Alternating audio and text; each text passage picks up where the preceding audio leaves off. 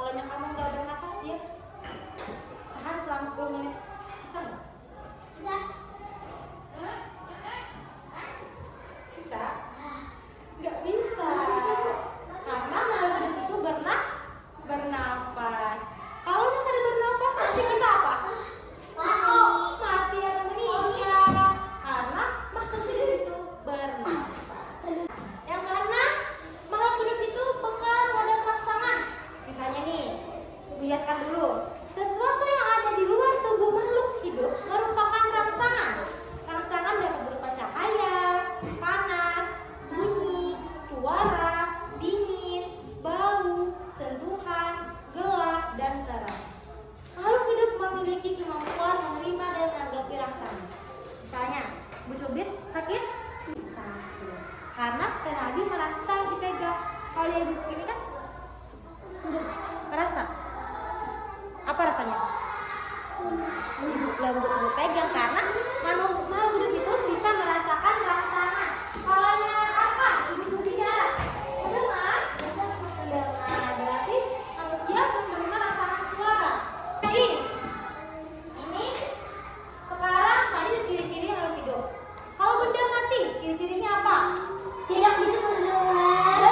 Benda mati atau benda tidak hidup adalah benda yang kita gunakan setiap hari dan selalu berada di sekitar kita. Barang-barang seperti tas, buku, pakaian, alat elektronik atau jam itu adalah benda mati. Nah, jadi benda mati itu tidak berkembang di bahkan terdapat benda mati yang sebenarnya diciptakan oleh benda hidup seperti meja, kan dibikin manusia. Ya, silakan keluarkan buku tulisnya. Kita tulis dulu ciri-ciri dari makhluk hidup dan benda